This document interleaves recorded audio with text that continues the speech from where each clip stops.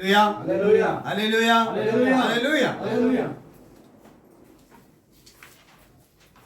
ಅದ್ಭುತವಾದ ಗಳಿಗೆ ನಾವು ಬಂದಿದ್ದೀವಿ ಅಲ್ವಾ? ಸ್ತುತಿಸಿ ಹಾಡಿ ಮಹಿಮೆ ಪಡಿಸಿ ಈಗ ನಾವು ವಾಕ್ಯವನ್ನು ಕೇಳೋದಕ್ಕೆ ಬಂದಿದ್ದೀವಿ.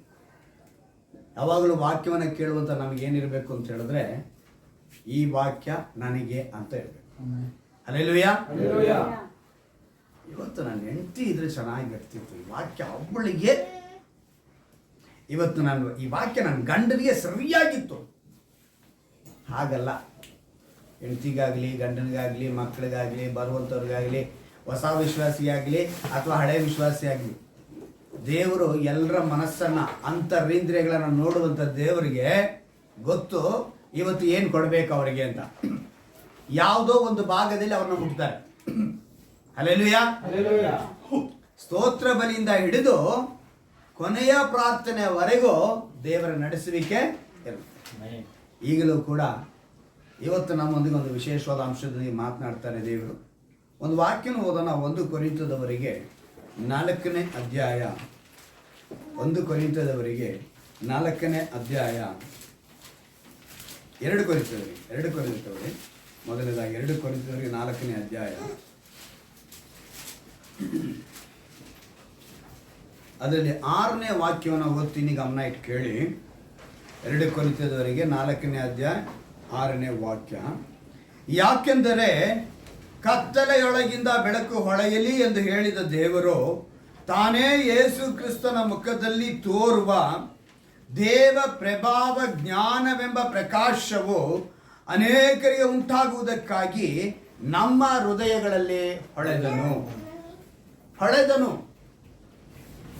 ಹೊಳೆದನು ಅಂದ್ರೆ ಒಂದು ಕತ್ತಲೆ ಇದ್ರೆ ಮಾತ್ರ ಅಲ್ಲಿ ಹೊಳೆಯುವುದಕ್ಕೆ ಸಾಧ್ಯ. ಹಲ್ಲೆಲೂಯಾ. ಮೇಲೆ ಒಂದು ಮಾತು ಬರೆಯಲ್ಪಟ್ಟಿದೆ, ಪ್ರಕಾಶವು ಯಾವಾಗ ಬೇಕಾಗಿದೆ ಅಂತ ಹೇಳಿದ್ರೆ ಕತ್ತಲೆ ಇದ್ದಾಗ ಪ್ರಕಾಶವು ಬೇಕಾಗಿದೆ. ಸೂರ್ಯನ ಬೆಳಕಿನಲ್ಲಿ ನಮಗೆ ಟಾರ್ಚ್ ಹಾಕೋ ಅವಶ್ಯಕತೆ ಇಲ್ಲ. ಬೆಳಕು ಬೇಕಾವಾಗ ಕ್ಯಾಂಡಲ್ ಬೇಕಾ?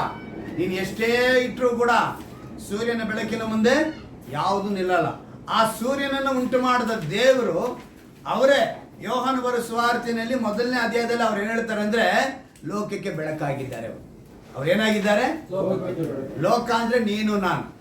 ಯಾಕಂದ್ರೆ ತಂದೆಯಾದ ದೇವರು ಈ ಲೋಕದ ಮೇಲೆ ಪ್ರೀತಿಯನ್ನು ಇಟ್ಟೊಂದಿದ ತಕ್ಷಣ ಈ ಮಣ್ಣು ಗಿಡ ಭೂಮಿ ಮೇಲೆ ಪ್ರೀತಿ ಅಲ್ಲ, ಈ ಲೋಕದಲ್ಲಿರುವಂತ ನಿನ್ನ ಮೇಲೆ ನನ್ನ ಮೇಲೆ ಪ್ರೀತಿ ಇಟ್ಟು ತನ್ನ ಒಬ್ಬನೇ ಕುಮಾರನಾದ ಯೇಸು ಕ್ರಿಸ್ತನ ಭೂಮಿ ಮೇಲೆ ಕಳಿಸಿದ್ರು, ಎಲ್ಲರೂ ನಿತ್ಯ ಜೀವ ಪಡೆಯಬೇಕು ಅಂತ.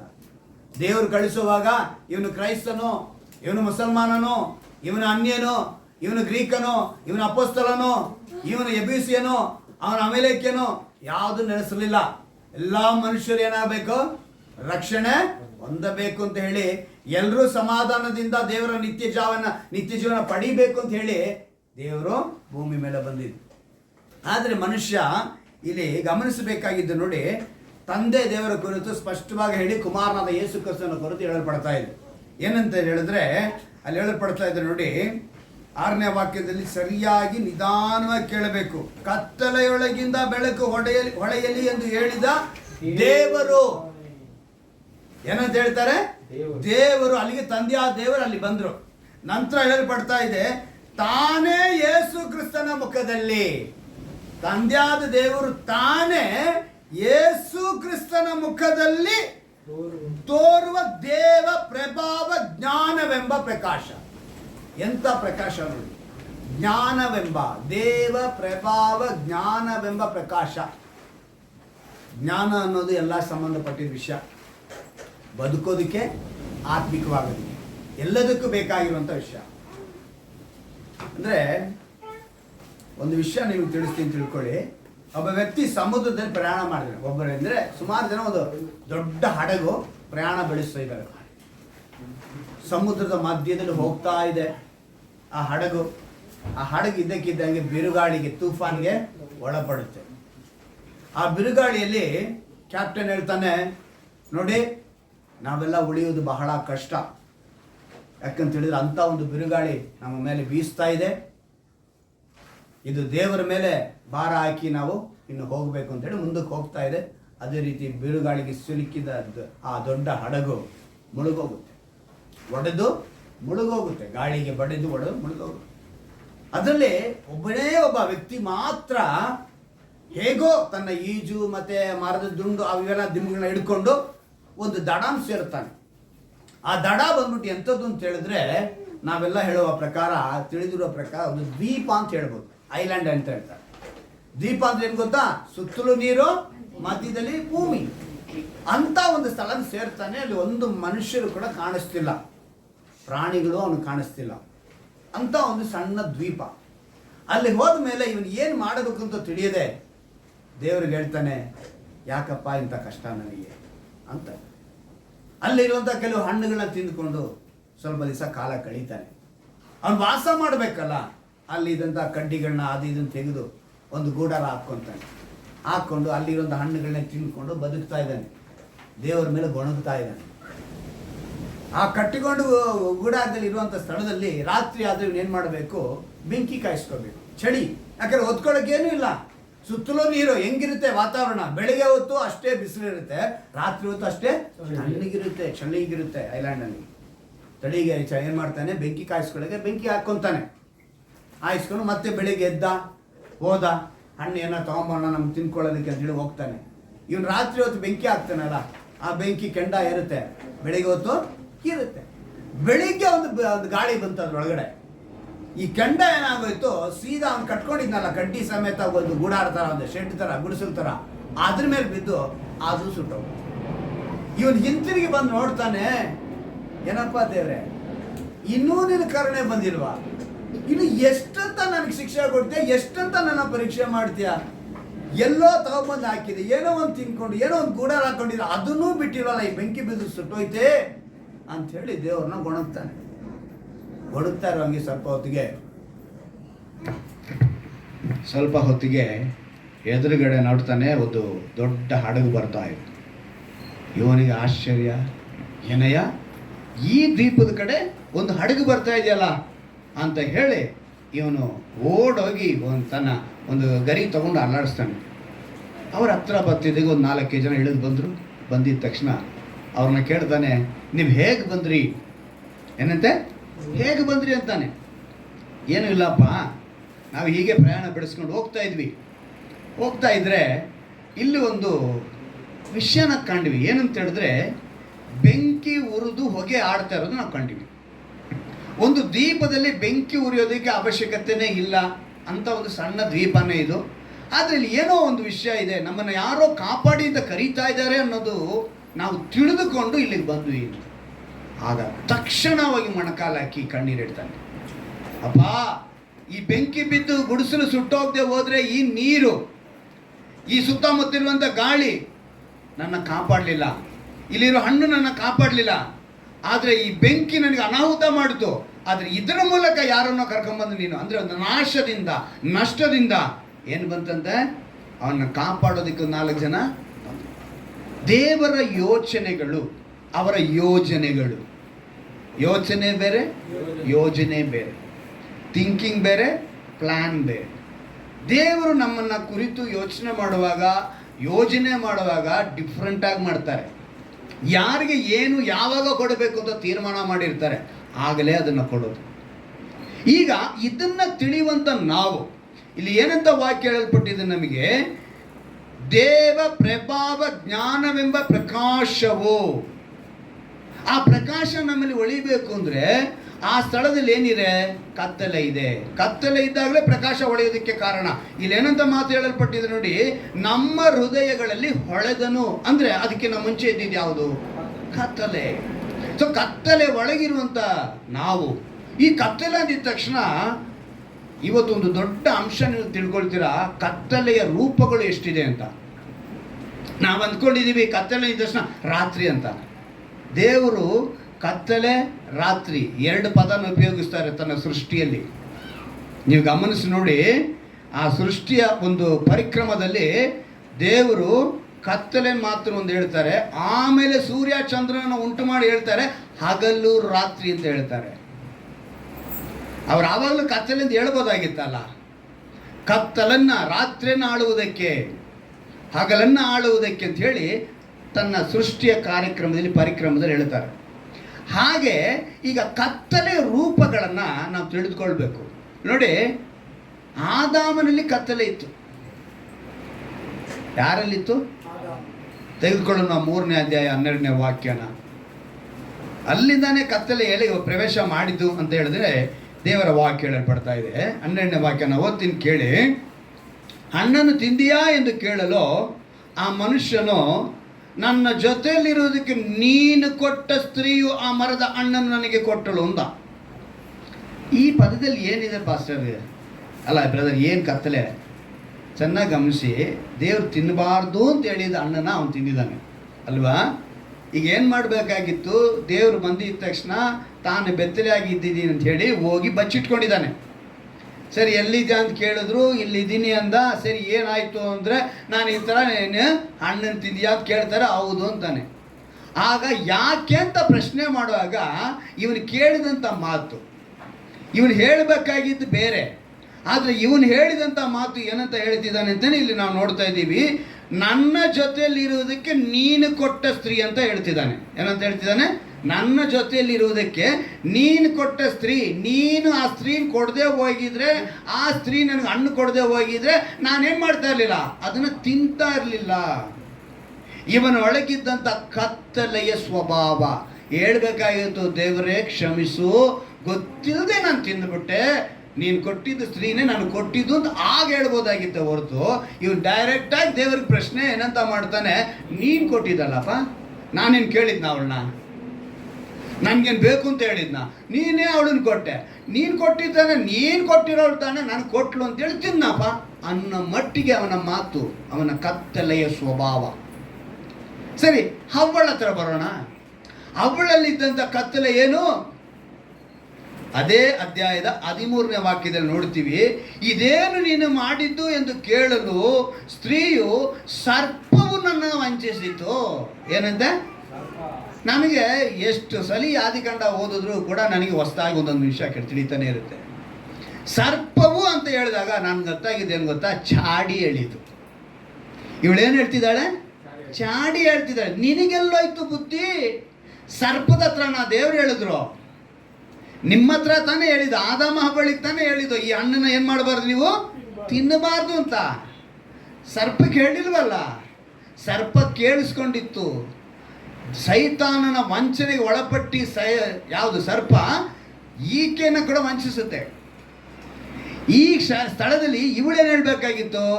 ದೇವರೇ, ಗೊತ್ತಿಲ್ಲದೆ ಆಗೋಯ್ತು, ನನ್ನನ್ನು ಕ್ಷಮಿಸು, ಮೋಸ ಹೋದೆ, ವಂಚನೆಗೆ ಒಳಪಟ್ಟೆ, ಅವಿಧೇಳಾದೆ, ನನ್ನ ಕ್ಷಮಿಸು ಅಂತ ಹೇಳಿದಿರ. ಆ ಹವ್ವಳಿದ್ದಂಥ ಕತ್ತಲೆ ಏನು ಅಂತ ಹೇಳಿದ್ರೆ, ಸರ್ಪವು ನನ್ನ ವಂಚಿಸುದು ಅಂದರೆ ಚಾಡಿ ಹೇಳ್ತಿದ್ದಾಳೆ. ಈಗ ಕತ್ತಲೆಯ 2 ಗುಣ, ಒಂದು ಚಾಡಿ, ಇನ್ನೊಂದು ಅವಿಧೇಯತೆ. ಈ ಕತ್ತಲೆಯ ಕುರಿತು ನಾವು ಸತ್ಯವೇದದಲ್ಲಿ ಯಾಜಕ ಕಾಂಡದಲ್ಲಿ ಒಂದು ಅದ್ಭುತವಾದ ಒಂದು ದೊಡ್ಡ ಲಿಸ್ಟ್ ಇದೆ. ಈ ಕತ್ತಲೆಯ ರೂಪಗಳು ಇವತ್ತು ನಮ್ಮಲ್ಲಿದ್ದರೆ ದೇವ ಪ್ರಭಾವವೆಂಬ ಜ್ಞಾನವೆಂಬ ಪ್ರಕಾಶವು ನಮ್ಮಲ್ಲಿ ಹೊಳೆಯುವುದಕ್ಕೆ ಸಾಧ್ಯವೇ ಇಲ್ಲ. ಆದರೆ ನಾವಿವತ್ತಿನ್ನೂ ಕತ್ತಲೆ ಒಳಗೆ ಬದುಕೋದಕ್ಕೆ ಇಷ್ಟಪಡ್ತಾ ಇದ್ದೀವಿ. ಇನ್ನೂ ಕತ್ತಲೆ ಒಳಗೆ ಇರಬೇಕು ಅಂತ ತೀರ್ಮಾನ ಮಾಡ್ತಾ ಇರ್ತೀವಿ. ಇವರಿಬ್ಬರು ಹೇಗೆ ಕ್ಷಮಿಸು ಅಂತ ಹೇಳಿದಿರಾ ಅವಿಧೇಯರಾದರೋ ಅದೇ ರೀತಿಯಾಗಿ ಇವತ್ತು ಒಂದು ದೊಡ್ಡ ಒಂದು ನಿಮ್ಗೆ ಲಿಸ್ಟ್ ಕೊಡ್ತೀನಿ, ಕತ್ತಲೆಯ ಸ್ವಭಾವಗಳು. ಈ ಯಾಜಕ ಕಾಂಡ 19ನೇ ಅಧ್ಯಾಯ ತೆಗೆದುಕೊಳ್ಳಿ. ಯಾರು ಓದುವುದು ಬೇಡ, ಆ ವಾಕ್ಯಗಳನ್ನು ನೀವು ಬರೆದಿಟ್ಕೊಳ್ಳಿ. ಆಮೇಲೆ ನೀವು ಧ್ಯಾನ ಮಾಡಿ ನೋಡಿ ಆ ವಾಕ್ಯಗಳೆಲ್ಲ ಯಾವ ರೀತಿಯಾಗಿರ್ತವೆ ಅಂತ ಹೇಳಿ ಇದರಲ್ಲಿ ಬರೆಯಲ್ಪಟ್ಟಿದೆ. 19ನೇ ಅಧ್ಯಾಯದಿಂದ ದೇವ ಜನರಾದ ಇಸ್ರಾಯೇಲರು ಅನುಸರಿಸಬೇಕಾದ ಧರ್ಮವಿಧಿಗಳು ಅಂತ ಹೇಳಿ ಬರೆಯಲ್ಪಟ್ಟು ನಂತರ ಹೇಳಲ್ಪಡ್ತಿದೆ, ನಿಮ್ಮ ದೇವರಾದ ಯೆಹೋವನೆಂಬ ನಾನು ಪರಿಶುದ್ಧನಾಗಿರೋದ್ರಿಂದ ನೀವು ಪರಿಶುದ್ಧರಾಗಿರಬೇಕು. ಎರಡನೇ ವಾಕ್ಯದಲ್ಲಿ ಅವರೇನಾಗಿದ್ದಾರೆ? ಪರಿಶುದ್ಧರಾಗಿದ್ದಾರೆ. ನಾವು ಸಹ ಪರಿಶುದ್ಧರಾಗಿರಬೇಕು. ಇವಾಗ ಪರಿಶುದ್ಧರಾಗಿರಬೇಕು ಅಂತ ಹೇಳಿದ ಮೇಲೆ ನಂತರ ಒಂದೊಂದೇ ಬರುತ್ತೆ ನೋಡಿ. 3ನೇ ವಾಕ್ಯದಲ್ಲಿ ಹೇಳಲ್ಪಟ್ಟಿದೆ, ಪ್ರತಿಯೊಬ್ಬನು ತನ್ನ ತಂದೆ ತಾಯಿಗಳ ವಿಷಯದಲ್ಲಿ ಭಯಭಕ್ತಿಯಿಂದ ನಡೆದುಕೊಳ್ಳಬೇಕು. ತಂದೆ ತಾಯಿ ವಿಷಯದಲ್ಲಿ ಭಯಭಕ್ತಿಯಿಂದ ನಡೆದುಕೊಳ್ಳಿಲ್ಲ ಅಂತ ಹೇಳಿದ್ರೆ ಅಲ್ಲಿ ಕತ್ತಲೆಯ ಸ್ವಭಾವ ಏನು ಬರ್ತಾ ಇದೆ? ಅಲ್ಲಿ ಕತ್ತಲೆಯ ಸ್ವಭಾವ. ತಂದೆ ತಾಯಿ ಕುರಿತು 4ನೇ ವಾಕ್ಯ ನೋಡುವ, ಸುಳ್ಳು ದೇವರುಗಳ ಕಡೆಗೆ ತಿರುಗಿಕೊಳ್ಳಬಾರದು, ದೇವರೆಂದು ಎರಕದ ವಿಗ್ರಹಗಳನ್ನು ಮಾಡಿಕೊಳ್ಳಬಾರದು. ಸುಳ್ಳು ದೇವರು ಅಂತೇಳಿ ಇದ್ದಾರೆ, ಅಲ್ಲಿಗೆ ಬೇರೆ ದೇವರು ಇದ್ದಾರಪ್ಪ, ನಮ್ಮಲ್ಲಿ ಇಟ್ಕೊಳ್ಳಿ, ಬೇರೆ ದೇವರುಗಳಿದ್ದಾರೆ. ಅದಕ್ಕೆ ನಮ್ಮ ದೇವರಿಗೆ ಏನಂತ ಹೆಸರು? ದೇವಾದಿ ದೇವನು ಅಲ್ವಾ? ದೇವಾದಿ ದೇವನು ಅಂತ ಹೇಳೋದಕ್ಕೆ ಇನ್ನೊಬ್ಬ ದೇವರಿದ್ದಾನೆ, ಅವರಿಗೆಲ್ಲ ದೇವರು. ಅದನ್ನ ದೇವರಲ್ಲಿ ನಮಗೆ ತಿಳಿಯಪಡಿಸ್ತಿದ್ದಾರೆ. ಸುಳ್ಳು ದೇವರುಗಳಿರಬಾರ್ದು 4ನೇ ವಾಕ್ಯದಲ್ಲಿ. ನೀವು 9ನೇ ವಾಕ್ಯದಲ್ಲಿ ನೋಡಿದ್ರೆ, ನೀವು ಪೈರುಗಳನ್ನು ಕೊಯ್ಯುವಾಗ ಹೊಲಗಳ ಮೂಲೆಗಳಲ್ಲಿರುವುದೆಲ್ಲ ಕೊಯ್ಯಬಾರದು, ಮತ್ತು ಕೊಯ್ದಾಗ ಹಕ್ಕಲಾಯಬಾರದು. ದ್ರಾಕ್ಷಿಯ ತೋಟಗಳಲ್ಲಿಯೂ ಹಕ್ಕಲಾಯ ಕೂಡದು. ಉದುರಿದ ಹಣ್ಣುಗಳನ್ನು ಆರಿಸಿಕೊಳ್ಳದೆ ಬಡವರಿಗೂ ಪರದೇಶಿಗಳಿಗೂ ಬಿಟ್ಟು ಬಿಡಬೇಕು. ನಾನು ನಿಮ್ಮ ದೇವರಾದ ಯೆಹೋವನು. ಇವತ್ತು ಯಾರನ್ನ ಮಾಡ್ತಾರ? ತೋಟ ಮಾಡಿರೋರು ಬೇಲಿ ಹಾಕಿರ್ತಾರೆ, ಇನ್ನು ಕೆಲವರು ಕರೆಂಟ್ ಬೇಲಿ ಹಾಕ್ತಾರೆ ಅಲ್ವಾ? ನಮ್ಮವರು ಕೆಟ್ಟೋಗಿದ್ದಾರೆ ಬಿಟ್ಟರೆ ಅವ್ರನ್ನು ಸೇರಿ ನುಂಗಾಕಿ ಹೋಗ್ಬಿಡ್ತಾರೆ. ಅಲ್ಲಿ ಕೆಳಗಡೆ ಬಿದ್ದರೆ ಹಾಯಿ ಬಿರಿ ಅಂತ ಹೇಳಿ ಬಿಟ್ಟರೆ ನಮ್ಮವ್ರು ಏನು ಮಾಡ್ತಾರೆ? ಜಮೀನೇ ಕಸಿಬಿಡ್ತಾರೆ. ನಮ್ಮ ಜನನೂ ಬದಲಾಗ್ಬಿಟ್ಟಿದ್ದಾರೆ, ಏನು ಮಾಡೋಕ್ಕಾಗಲ್ಲ. ಅದರಿಂದ ಇವತ್ತು ಬೇಲಿ ಹಾಕೋದು ಪರಿಸ್ಥಿತಿ ಬಂದ್ಬಿಡ್ತು. ಆದರೆ ದೇವರು ಕೊಟ್ಟಿರುವಂಥ ಆಜ್ಞೆಗಳಲ್ಲಿ, ನಿಯಮಗಳಲ್ಲಿ ಏನು ಮಾಡಬಾರ್ದು ಅಂತ ಹೇಳಿದ್ದಾರೆ ಅಂತ ಹೇಳಿದ್ರೆ, ಪೈರುಗಳನ್ನು ಕೊಯ್ಯುವಾಗ ಹೊಲಗಳ ಮೂಲೆಗಳಿರುವುದನ್ನೆಲ್ಲ ಕೊಯ್ಯಬಾರ್ದು. ಮೂಲೆಯಲ್ಲಿರೋದನ್ನ ಕೊಯ್ಯಬೇಡಿ ಅಂತ ಹೇಳಿ ಅದನ್ನು ಯಾರಿಗೆ ಬಿಡಬೇಕು? ಬಡವರಿಗೆ ಬಿಡಬೇಕು ಅಂತ ಹೇಳ್ತಾರೆ. ನೀನು ಬಡವರಿಗೆ ಅಂದರೆ ಇವತ್ತು ನಿನ್ನ ಒಂದು ಯಾವುದೇ ಒಂದು ಸಂಪಾದನೆಯಲ್ಲಿ ಇರ್ಬೋದು, ಅಥವಾ ನಿನ್ನ ಒಂದು ಯಾವುದೇ ಒಂದು ಪರಿಶ್ರಮದಲ್ಲಿ ಇರ್ಬೋದು, ಏನಾದ್ರು ಸ್ವಲ್ಪ ನೀವೇನು ಮಾಡಬೇಕು?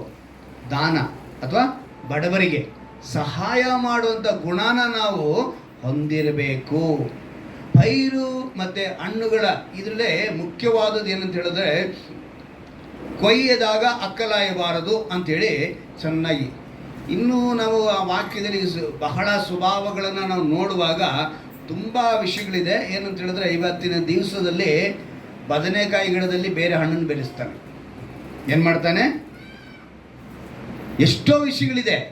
ಆ ರೀತಿಯಾಗಿ ನಂತರ ನೀವು 19ನೇ ವಾಕ್ಯ 11ರಿಂದ 18ನೇ ವಾಕ್ಯದವರೆಗೂ ಒಂದು ದೊಡ್ಡ ಪಟ್ಟಿಯಲ್ಲಿದೆ. ಅದರಲ್ಲಿ 2 ವಿಷಯನ ನಿಮ್ಗೆ ತಿಳಿಸ್ತೀನಿ. ಅಲ್ಲಿ ಗುಣಗಳ ಕುರಿತು, ಸ್ವಭಾವದ ಕುರಿತು ಬರೆಯಲ್ಪಟ್ಟಿದೆ. ಏನಂತ ಹೇಳಿ ನಾವು ಗಮನಿಸುವಾಗ, ಮತ್ತೊಬ್ಬನನ್ನು ಬಲಾತ್ಕರಿಸಬಾರದು, ಅವನ ಸೊತ್ತನ್ನು ಅಪಹರಿಸಬಾರದು, ಕೂಲಿಯನ್ನು ಮರುದಿನದವರೆಗೆ ನಿನ್ನ ಬಳಿಯಲ್ಲಿ ಇಟ್ಕೊಳ್ಬಾರ್ದು. ಇವತ್ತು ಎಷ್ಟು ಜನ ನಾವು ಆ ಥರ ಇದ್ದೀವಿ? ಕೂಲಿನ ಎಷ್ಟು ದಿವಸ ಇಟ್ಕೋಬಾರ್ದಂತೆ? ಅಲ್ಲಿ ಏನು ಮಾಡಬೇಕು? ಇದು ಸತ್ಯವೇದ ಹೇಳುವಂಥ ಮಾತು. ಇವತ್ತು ನಾವು ಸಂಬಳ ಯಾವಾಗ ತಗೊಳ್ತೀವಿ? ಅದು ದಿನಗೂಲಿ ಕೆಲಸದವರು. ಕಂಪ್ನಿಯಲ್ಲಿ ಕೆಲಸ ಮಾಡೋರು ಯಾರು ತಿಂಗಳಿಗೆ ಕೊಡ್ತಾ ಇದ್ದಾರೆ? 45 ದಿವಸಕ್ಕೆ. ನಮಗೆಲ್ಲ 15, 16ಕ್ಕೆ ಸಂಬಳ ಬರುತ್ತೆ. ಯಾರೋ ಈ IT ಕಂಪ್ನಿಯವರಿಗೆ 1ನೇ ತಾರೀಕಿಂದ 1ನೇ ತಾರೀಕು ಕೊಡ್ತಾರೆ. ಒಳ್ಳೆ ಕಂಪನಿಗಳಲ್ಲಿ ಮಾತ್ರನೇ 1ನೇ ತಾರೀಕಿಂದ 1ನೇ ತಾರೀಕು. ಮಿಕ್ಕಿದೆಲ್ಲ ಕಂಪ್ನಿಯಲ್ಲೂ 1ನೇ ತಾರೀಕಿಂದ 1ನೇ ತಾರೀಕು ಕೊಡಲ್ಲ. ಅರ್ಥ ಆಯ್ತಾ? ಏನು ಮಾಡ್ತಾರೆ? 15ನೇ ತಾರೀಕು ಕೊಡ್ತಾನೆ. ಆದರೆ ದೇವರ ವಾಕ್ಯ ಏನಂತ ಹೇಳಲ್ಪಡ್ತಾ ಇದೆ? ಆವತ್ತಿನ ಕೂಲಿನ ಅವತ್ತೇ ಕೊಡು. ಕೂಲಿ ಕೊಟ್ಬಿಟ್ರು ಪರವಾಗಿಲ್ಲ, ಆ ಕೂಲಿನಲ್ಲಿ ಹಿಡ್ಕೊಂಡು ಕೊಡುವಂಥ ಎಷ್ಟೋ ಜನರಿದ್ದಾರೆ. ಪೂರ್ತಿಯಾಗಿ ಕೊಡಲ್ಲ ಕೂಲಿನ. ನಾವು ಈ ರೀತಿಯೆಲ್ಲ ನಡೆದ್ರೆ ನಮ್ಮನ್ನು ಹುಡುಕಿ ಬರುತ್ತೆ ನೋಡಿ ಆಶೀರ್ವಾದ. ನಾವು ಯಾವುದನ್ನು ಹುಡುಕಿ ಹೋಗ್ಬೇಕಾದ್ರೆ ಅವಶ್ಯಕತೆನೇ ಇಲ್ಲ ಆಶೀರ್ವಾದನ. ಶನಿವಾರ ಆಯ್ತಾ, ಕೂಲಿನ ಕೊಟ್ಟುಬಿಡಿ. ಒಂದು ದಿವಸ ಮುಂಚೆ ಕೊಟ್ಟರು ಸಂತೋಷನೇ ಅವ್ರಿಗೆ. ಆ ರೀತಿ ನಾವು ಮಾಡಿದ್ರೇ, ಅದಕ್ಕೇ ತುಂಬ ಗಾಡಿಗಳ ಮೇಲೆ ಹಾಕ್ತಾರೆ, ಚಾಲಕನ ನಿಯತ್ತು ಮಾಲೀಕನ ಸಂಪತ್ತು ಅಂತ ಹಾಕ್ತಾರೆ. ಏನಂತೆ? ಚಾಲಕನ ನಿಯತ್ತು. ಅವಾಗ ಚಾಲಕ ನಿಯತ್ತಾಗಿರ್ಬೇಕು ಅಂದರೆ ಮಾಲೀಕ ನಿಯತ್ತಾಗಿರ್ಬೇಕು. ಆವಾಗ ಅವನಿಗೆ ಸಂಪತ್ತು ಸಿಗೋದು ಅಲ್ವಾ? ಇದೆಲ್ಲ ನಾವು ದೇವರ ವಾಕ್ಯಗಳನ್ನು ನೀವು ಹಂಗೆ ನೋಡ್ಕೊಂಡು ಬಂದರೆ, ಕುರುಡರು ನಡೆಯುವ ದಾರಿಯಲ್ಲಿ ಕಾಲು ಇಡುವಂತೆ ಕಲ್ಲನ್ನು ಇಡಬಾರದು. ನಿಮ್ಮ ದೇವರಿಗೆ ಭಯಭಕ್ತಿಯಿಂದ ನಡೆದುಕೊಳ್ಬೇಕು. ಇಷ್ಟೆಲ್ಲ ಹೇಳ್ಕೊಂಡು ಬರುವಾಗ, ವ್ಯಾಜ್ಯವನ್ನು ವಿಚಾರಿಸುವಾಗ ಅನ್ಯಾಯವಾದ ತೀರ್ಪನ್ನು ಮಾಡುವುದು. ಅನ್ಯಾಯವಾದ ತೀರ್ಪು ಮಾಡಬೇಡಿ ಯಾರ ಮೇಲೂ. ವಿಷಯ ಕೇಳಿದ್ದೀರಾ, ಕಣ್ಣಾರೆ ಕಂಡಿದ್ದೀರಾ, ನೋಡ್ರಿ. ಮೊನ್ನೆನೇ ನನಗೆ ಡೌಟ್ ಬಂತು, ಅವಳು ಈ ಕಡೆಯಿಂದ ಹೋದಾಗಲೇ ನನಗೆ ಡೌಟ್ ಬಂತು, ಏನೋ ಮಾಡ್ತಾಳೆ ಅಂತ. ಏನಂತೆ? ಹಿಂಗೆ ಹೋಗಿದ್ದಕ್ಕೇನೋ ಮಾಡಿಬಿಡ್ತಾಳೆ.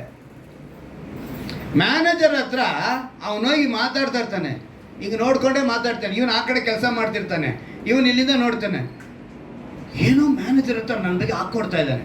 ಪಾಪ ಅವನೇನೋ ಕೆಲಸದ ಬಗ್ಗೆ ಮಾತಾಡ್ತಿರ್ತಾನೆ.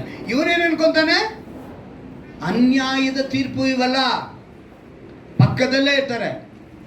ನಮ್ಮ ಓರ್ಗಿತ್ತಿನ ಅವಳು ಎಂಥವಳು ಗೊತ್ತಾ, ನಮ್ಮ ಅತ್ತೆ ಇದ್ದಾಗ ಒಂಥರ, ನಮ್ಮ ಮಾವ ಇದ್ದಾಗ ಒಂಥರ, ಪಾಪ ಅವಳು ಎಡೇ ಇರಲ್ಲ. ಎಷ್ಟೆಲ್ಲ ಅನ್ಯಾಯ ತೀರ್ಪುಗಳು ಅಂದರೆ ನಾನು ಲಿಸ್ಟ್ ಮಾಡ್ಕೊಂಡ್ರೆ ಇದಕ್ಕೆ 1 ಅವರ್ ಮೆಸೇಜ್ ಬೇಕು ನನಗೆ. ಬರೀ ಹೇಳೋದಕ್ಕೆ ಯಾವ್ದಾವುದು ಮೋಸ ಮಾಡೋದು, ವಂಚನೆ ಮಾಡೋದು ಹೇಳೋದು. ಆಮೇಲೆ ಇನ್ನೇನು ಎಲ್ಲಿ ಮೆಸೇಜ್ ನಾನು ಪೂರ್ತಿ ಮಾಡೋದು ಆಮೇಲೆ ಅಲ್ವಾ. ಇನ್ನು ಅದರಲ್ಲಿ ನೋಡಿದ್ರೆ ಬಡವನ ಬಡತನವನ್ನಾಗಲಿ ದೊಡ್ಡ ಮನುಷ್ಯನ ಘನತೆಯನ್ನಾಗಲಿ ಲಕ್ಷ್ಯ ಮಾಡದೆ ಪಕ್ಷಪಾತವಿಲ್ಲದೆ ತೀರ್ಪನ್ನು ಕೊಡಬೇಕು. ಪಕ್ಷಪಾತ ಇರಬಾರ್ದು. ಬಡವ ಆಗಲಿ ಅವನು ಶ್ರೀಮಂತನಾಗಲಿ ಎಲ್ರಿಗೂ ಒಂದೇ ವಿಧವಾದ ನ್ಯಾಯ ಇರಬೇಕು. ಪರಿಚಯವುಳ್ಳವರಲ್ಲಿ ಒಬ್ಬರ ಮೇಲೊಬ್ಬರು ಚಾಡಿ ಹೇಳಬಾರ್ದು. ಇದನ್ನೇ ಆದಾಮ ಅವಳು ಮಾಡ್ಕೊಂಡಿದ್ದು. ಈಗ ದೇವರು ಸೃಷ್ಟಿ ಮಾಡಿ ಅವ್ರು ಏನಂತ ಹೇಳಿದ್ರಪ್ಪ, ಎಲ್ಲವುಗಳ ಮೇಲೆ ನೀವೇನು ಮಾಡಿ ಅಧಿಕಾರ. ಈಗ ಅವ್ರು ತಾನೆ ಅವ್ರಿಗೆಲ್ಲ ಸ್ವಂತ, ಇನ್ಯಾರು ಇದ್ದಾರೆ ಸ್ವಂತ. ಆದರೆ ಸರ್ಪ ಕೊಡ್ತು ಅಂತೇಳಿ ಚಾಡಿ ಹೇಳಿದ್ಯಾರು ಅಲ್ವಾ. ಅಲ್ಲಿಗೆ ಚಾಡಿ ಅನ್ನೋದು ಅಲ್ಲಿಗೆ ಉಂಟಾಯಿತು. ಇಲ್ಲಿ ದೇವರು ಅದನ್ನೇ ಚಾಡಿ ಹೇಳಬಾರ್ದು, ಮತ್ತೊಬ್ಬನಿಗೆ ಮರಣ ಶಿಕ್ಷೆ ಆಗಬೇಕೆಂದು ಛಲ ಹಿಡಿಯಬಾರ್ದು. ಏನು ಮಾಡಬಾರ್ದು? ಛಲ. ಇವತ್ತು ಏನಾರ ಮಾಡಿ ಅವನ ಒಳಗೆ ಹಾಕ್ಸ್ಬಿಡ್ಬೇಕು. ಅವ್ನು ಏನಾರ ಮಾಡಿ ಅವ್ನಿಗೆ ಕೇಡು ಮಾಡಿಬಿಡ್ಬೇಕು. ಅವ್ನು ಏನಾರ ಮಾಡಿ ಅವ್ನು ತುಳಿದು ಹಾಕ್ಬಿಡ್ಬೇಕು. ಏನಾರ ಮಾಡಿ ಓನರಿಂದ ದೂರ ಮಾಡಿಬಿಡ್ಬೇಕು. ಏನಾರ ಮಾಡಿ ಅವನಿಗೆ ಏನು ಪ್ರಮೋಷನ್ ಸಿಗದೆ ಮಾಡಿಬಿಡ್ಬೇಕು. ಏನಂದರೆ ಛಲ ಹಿಡಿತಾರೆ. ಇನ್ನೊಬ್ಬರ ಬಾಳದನ್ನ ಏನು ಮಾಡಲ್ಲ ಇವರಿಗೆ. ಒಬ್ಬನು 3 ಅಕ್ಷರ ಬಿಲ್ಡಿಂಗ್ ಕಟ್ಬಿಟ್ಟ ಅಂದರೆ ನೆನ್ನೆ ಮೊನ್ನೆ ಬಂದವನು ಹೆಂಗಯ್ಯ ಕಟ್ಬಿಟ್ಟ, ಅವನಿಗಿಂತ ನಾನು ಮೇಲಾಗಿ ಹೋಗ್ಬೇಕು. ಆತ್ಮಿಕತೆಯಲ್ಲಿ ಬೇಳೆ ಹೋಗಲ್ಲ, ಅದಕ್ಕೆ ಛಲ ಬರಲ್ಲ. ಆತ್ಮಿಕತೆಯಲ್ಲಿ ಬೆಳೆಯೋದಕ್ಕೆ ಯಾರಿಗೂ ಛಲ ಬರಲ್ಲ ನೋಡಿ. ಅದಕ್ಕೇ ದೇವರು ಪ್ರತಿಯೊಂದು ವಾಕ್ಯಗಳನ್ನು ಅದರಲ್ಲಿ ಬರೆಸ್ಕೊಂಡು ಬರ್ತಾರೆ. 18ನೇ ವಾಕ್ಯದವರೆಗೂ ನಿಮ್ಮ ಸ್ವಜನರಲ್ಲಿ ಯಾರಿಗಾದರೂ ಕೇಡಿಗೆ ಕೇಡನ್ನು ಮಾಡದೆ ಮನಸ್ಸಿನಲ್ಲಿ ಮತ್ಸರವನ್ನು ಇಟ್ಟುಕೊಳ್ಳದೆ ನಿಮ್ಮ ನೆರೆಯವನನ್ನು ನಿನ್ನಂತೆಯೇ ಪ್ರೀತಿಸಬೇಕು. ಏನಂತ ಹೇಳ್ತಾರೆ? ಅಲ್ಲಿಗೆ ಬರ್ತಾರೆ.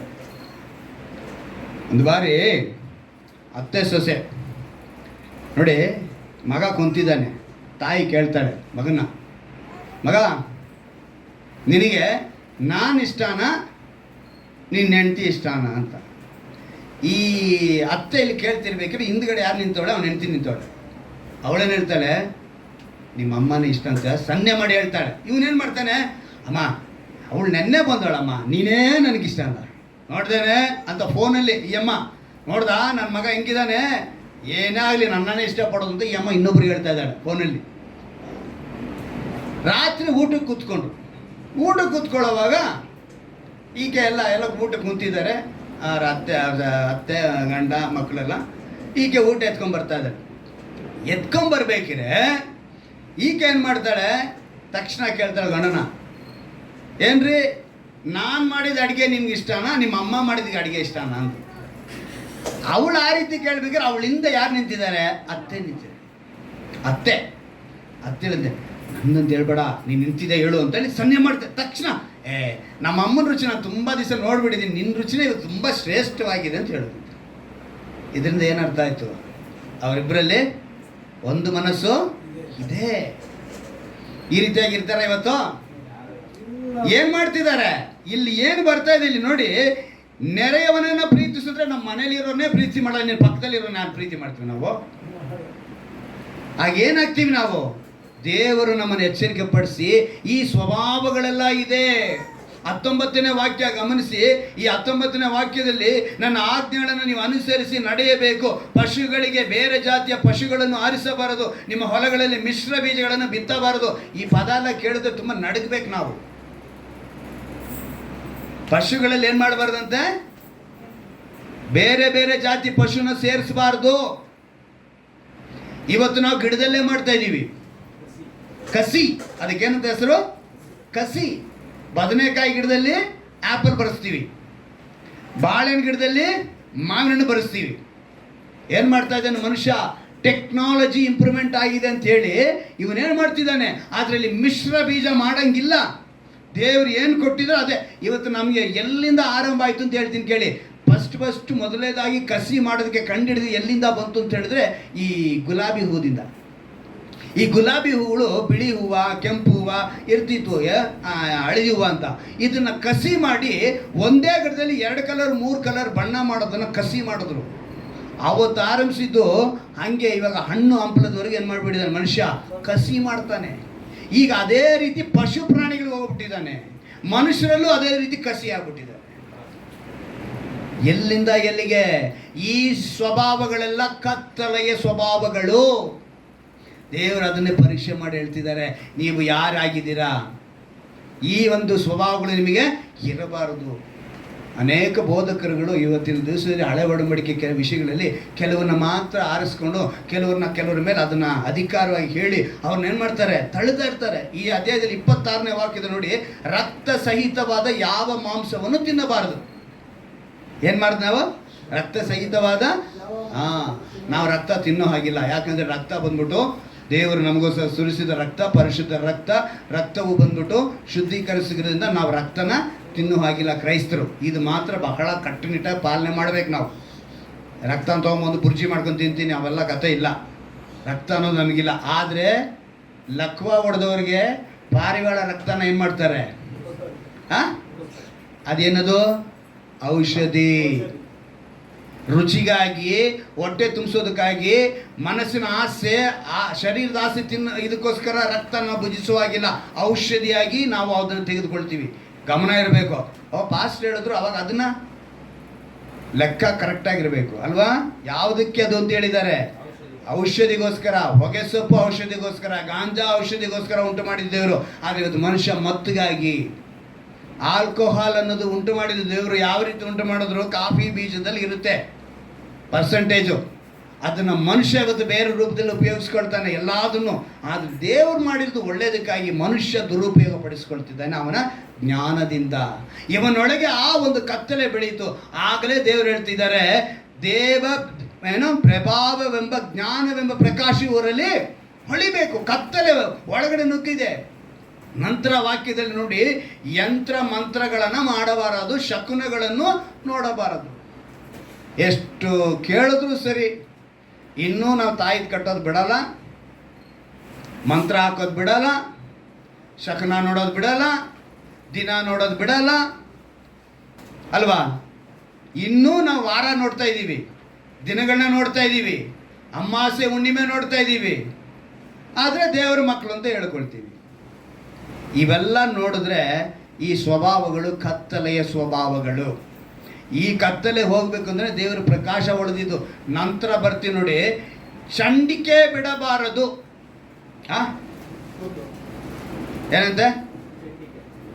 ನಂತರ ಹೇಳಲ್ಪಡ್ತಿದೆ, ಗಡ್ಡವನ್ನ ವಿಕಾರಗೊಳಿಸಬಾರದು. ಏನಂತೆ? ಈಗ ಈ ಮಾತನ್ನ ತುಂಬಾ ಜನ ಬೇರೆ ರೂಪದಲ್ಲಿ ಉಪಯೋಗಿಸ್ತಾರೆ. ಈಗ ಇಲ್ಲಿ ಹೇಳಿರೋ ಮಾತನ್ನು ಯಾವುದನ್ನ ಹೇಳ್ತೀನಿ ನಾನು ಕೇಳಿ. ಎಷ್ಟು ಜನ ಅಗೋರಿಗಳು ನೋಡಿದ್ದೀರಾ? ಅವ್ರ ಕೂದಲು ಹೆಂಗೆ ಬಿಟ್ಟಿರ್ತಾರೆ? ಎಲ್ಲ ಉದ್ದ ಗಂಟಾಗೋಗಿರುತ್ತೆ ಅಲ್ವಾ? ಆ ರೀತಿ ಬಿಡಬೇಡಿ ಅಂತ ಹೇಳಿದ್ದು. ಅರ್ಥ ಆಯ್ತಾ? ಅಗೋರಿಗಳ ಥರ. ಇನ್ನು ಕೆಲವರು ಇದ್ದಾರೆ, ಈ ಗಡ್ಡನ ಉದೂಕ ಬಿಡ್ಬಿಟ್ಟು ಅದ್ರಲ್ಲಿ ಮಣಿ ಪೊಣಿಸ್ಕೊಳ್ಳೋದು ಈಗೆಲ್ಲ ಮಾಡ್ತಾರೆ. ಚಂಡಿಕೆ ಅನ್ನೋದು ಯಾವುದು? ಈ ವಿಕಾರಗೊಳಿಸೋದು. ಇವಾಗ ನೀವು ಹಂಗೆಲ್ಲ ಯೋಚನೆ ಮಾಡಿದ್ರೆ, ಈಗ ಆಫ್ರಿಕಾದಲ್ಲಿರುವಂಥ ಜನಗಳನ್ನ ಎಷ್ಟು ಜನ ನೋಡಿದಿರಾ? ಹೆಣ್ಮಕ್ಳೆಲ್ಲ ಅವ್ರಿಗೆ ನೋಡಿದಿರಾ? ಅದು ಟೋಪಾನ ರಿಯಲ್ಲ ನನಗೆ ಗೊತ್ತಾಗಲ್ಲ. ಆದರೆ ಅವ್ರು ಏನು ಮಾಡಿರ್ತಾರೆ, ಎಲ್ಲ ಪೋಣಿಸ್ಕೊಂಡಿರೋದನ್ನೇ ಹಾಕಿರ್ತಾರೆ, ಮಣಿ ಪೋಣಿಸಿರ್ತಾರೆ. ಅದೆಲ್ಲ ಈ ಲಿಸ್ಟಿಗೆ ಬರಲ್ಲ. ಅದು ಅವರ ದೇಶದಲ್ಲಿ ಬಿಸಿಲು ಅವ್ರಿಗೆ ಇದೇ ಇಲ್ಲ, ಕೂದಲೇ ಬೆಳೆಯಲ್ಲ. ಅರ್ಥ ಆಯ್ತಾ? ಇಲ್ಲಿ ಏನ ಹೇಳ್ತಿದ್ದಾರೆ, ಯಾವುದರ ಕುರಿತು ಹೇಳ್ತಾ ಇದ್ದಾರೆ? ಗಡ್ಡ ವಿಕಾರ ಅಂತ ಹೇಳಿದ್ರೆ, ಇವತ್ತು ಮೊದಲೆಲ್ಲ ಒಂದು ಕಾಲದಲ್ಲಿ ಏನಿತ್ತು ಗೊತ್ತಾ? Military cutting, summer cutting, step cutting, Yippee cutting, ಇಷ್ಟೇ ಇದ್ದಿದ್ದಲ್ವಾ? ಆದರೆ ಇವಾಗ ಎಷ್ಟೋ ಕಟ್ಟಿಂಗ್ ಇದೆ. ಆದರೆ ನಾವು ಯಾವುದನ್ನ ತೆಗೆದುಕೊಳ್ಳಬಾರ್ದು ಅಂತ ಹೇಳಿದ್ರೆ, ದೇವ ಜನರು ಅಂತ ಹೇಳ್ಕೊಂಡು ಬರೀ ಸೆಂಟ್ರ್ನಲ್ಲಿ ಮಾತ್ರ ಕೂದಲನ್ನ ಈಗ ಪುಕ್ಕ ಥರ ಬೆಳೆಸ್ಕೊಳ್ಳೋದು, ಹಿಂಗೆ ಉದ್ದಕ್ಕೆ ಅಸಹ್ಯವಾಗಿ, ಆ ರೀತಿಯೆಲ್ಲ ನಾವು ಬೆಳೆಸ್ಕೊಳ್ಳೋಂಗಿಲ್ಲ. ಇವತ್ತು ಸಮ್ಮರ್ ಕಟ್ಟಿಂಗ್ ಎಷ್ಟೋ ಒಳ್ಳೊಳ್ಳೆ ದೊಡ್ಡ ದೊಡ್ಡ ವ್ಯಕ್ತಿಗಳೆಲ್ಲ ಫುಲ್ಲಾಗಿ ಸ್ಟಾರ್ಟ್ ಮಾಡಿಬಿಟ್ಟು ಸೆಂಟ್ರಲ್ ಕೂದಲಿರ್ತವೆ, ಚೆನ್ನಾಗೇ ಇರ್ತಾರೆ. ಮಿಲ್ಟ್ರಿ ಕಟ್ಟಿಂಗು, ಸಮ್ಮರ್ ಕಟ್ಟಿಂಗ್ ಅನ್ನೋದು ಇವಾಗ ಒಂದು ಫ್ಯಾಷನ್ ಆಗಿ ಹೋಗಿದೆ. ಮನುಷ್ಯ ಆ ರೀತಿ ಡೀಸೆಂಟಾಗಿ ಕಟ್ ಮಾಡ್ಕೋಬೋದು. ಆದರೆ ಏನು ಮಾಡೋಂಗಿಲ್ಲ, ಗಡ್ಡ ಕೂಡ ಹೆಂಗೆ ಇವತ್ತು ಫ್ರೆಂಚ್ ಕಟ್ಟಿಂಗು ಆ ಕಟ್ಟಿಂಗು ಇದೆಲ್ಲ ಮಾಡ್ತಾರೆ, ಇದೆಲ್ಲ ಬೇರೆ ವಿಷಯ. ಆದರೆ ಇದರಲ್ಲಿ ವಿಕಾರ ಅನ್ನೋದು ಬರಬಾರ್ದು. ಏನು ಮಾಡಬಾರ್ದು? ಅಗೋರಿಗಳ ಥರ ಇರಬಾರ್ದು. ಇದು ವಿಷಯ. ಇದನ್ನು ತಗೊಂಡು ಬಂದು ಇವತ್ತು ನಾರ್ಮಲ್ ಆಗಿ ಇವತ್ತು ಎಷ್ಟು ದೊಡ್ಡ ದೊಡ್ಡ ಸೇವಕರುಗಳಿದ್ದಾರೆ, ಪಾಪ ಗಡ್ಡ ಬಿಟ್ಟಿರೋರು ಇದ್ದಾರೆ, ಕೂದಲು ಬಿಟ್ಟಿರೋರು ಇದ್ದಾರೆ, ಅವ್ರನ್ನೆಲ್ಲ ತಗೊಂಡೋಗಿ ಎಲ್ಲಿಗೆ ಸೇರಿಸ್ಬಿಡ್ತಾರೆ ಗೊತ್ತಾ? ಈ ಅಗೋರಿಗಳಿಗೆ ಸೇರಿಸ್ಬಿಡ್ತಾರೆ. ಅಗೋರಿ ಈ ಥರ ಆಗಬೇಡಿ. ಯಾಕಂತ ಹೇಳಿದ್ರೆ ಆ ಸಮಯದಲ್ಲಿ ಕಟಿಂಗ್ ಶಾಪ್ ಇತ್ತೋ ಇಲ್ಲೋ ಗೊತ್ತಿಲ್ಲ. ದೇವರು ಹೇಳಿದ್ರು ಆ ಥರ ಎಲ್ಲ ವಿಕಾರ ಮಾಡ್ಕೊಬೇಡ್ರಪ್ಪ, ಸ್ವಲ್ಪ ನೀಟಾಗಿರ್ರಿ. ಅದನ್ನು ದೇವರು ಹೇಳ್ಕೊಂಡು ಬಂದಿದ್ದಾರೆ ಈ ಸ್ಥಳದಲ್ಲಿ. ಇನ್ನೂ ನಾವು ಸತ್ತವರಲ್ಲಿ ವಿಚಾರಿಸುವವರ ಮತ್ತು ಬೇತಾಳಿಗರ ಹತ್ತಿರ ಹೋಗಬಾರ್ದು, ಅವರ ಆಲೋಚನೆ ಕೇಳಬಾರ್ದು, ಅಶುದ್ಧರಾಗಬಾರ್ದು, ನಾನು ನಿಮ್ಮ ದೇವರಾದ ಯೆಹೋವನು. ಅದ್ಭುತವಾಗಿ ಹೇಳ್ಕೊಂಡು ಬರ್ತಾನೆ. ಪ್ರತಿಯೊಂದು ವಿಷಯನ ದೇವರು ಹೇಳ್ಕೊಂಡು ಬಂದಿದ್ದಾರೆ. ಈ ಸ್ಥಳದಲ್ಲಿ ನೀವು 35ರಿಂದ 36ನೇ ವಾಕ್ಯದವರೆಗೂ ಎಲ್ಲ ವಿಷಯ ಹಿರಿಯರಿಗೆ ಗೌರವಿಸಬೇಕು. ಹಿರಿಯರಿಗೆ ನೀವು ಗೌರವಿಸಲಿಲ್ಲ ಅಂತ ಹೇಳಿದ್ರೆ ನೀವೇನಾಗಿದ್ದೀರ ಅಂತ ಅರ್ಥ ಗೊತ್ತಾ?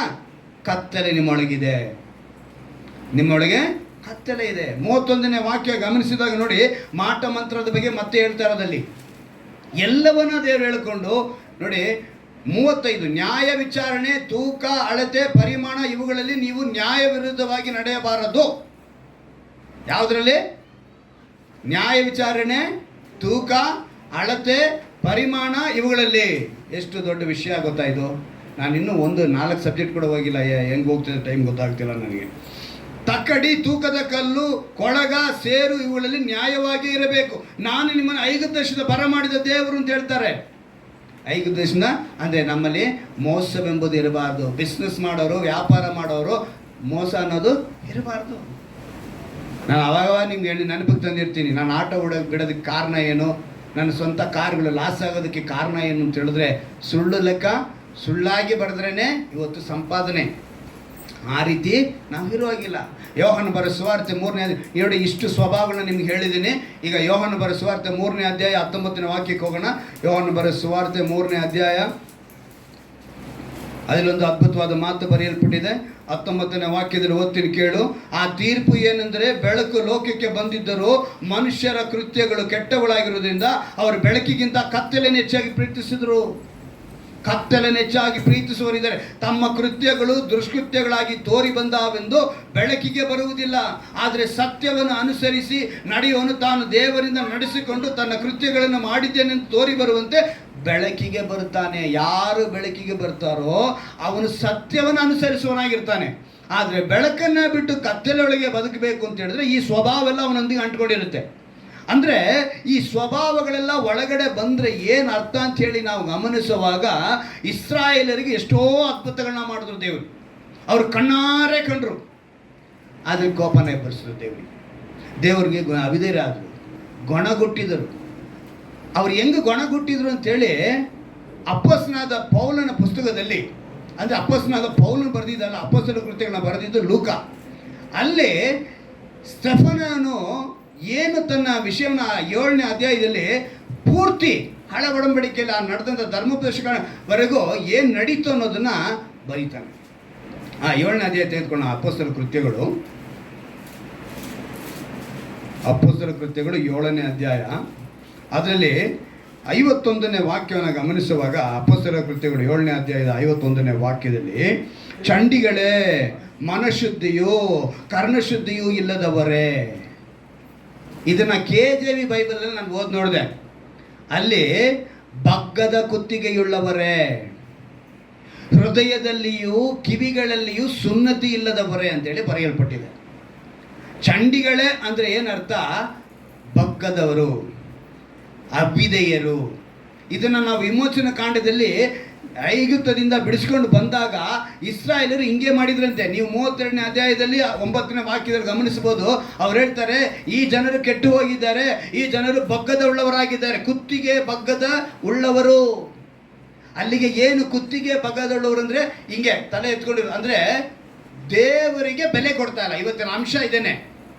ನಮಗೆ ವಿಮೋಚನಾ ಕಾಂಡದಲ್ಲಿ 20ನೇ ಅಧ್ಯಾಯದಲ್ಲಿ ದೇವರು ವಾಗ್ದಾನ ಕೊಟ್ಟಿದ್ದಾರೆ. ಏನಂತೇಳಿ, ನನಗೆ ಸಲ್ಲತಕ್ಕ ಗೌರವವನ್ನು ನಾನು ಬಿಟ್ಟು ಕೊಡಲ್ಲ ಅಂತ ಹೇಳ್ತಾರೆ.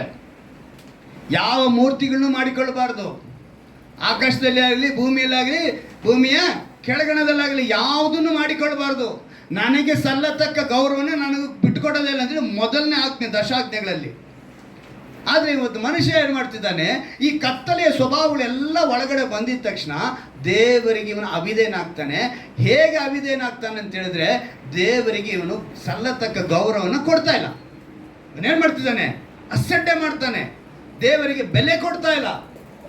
ಇದು ಕತ್ತಲೆಯ ಸ್ವಭಾವಗಳಿಂದ. ಸತ್ಯವೇದ ಏನಂತ ಹೇಳುತ್ತೆ ಗೊತ್ತಾ?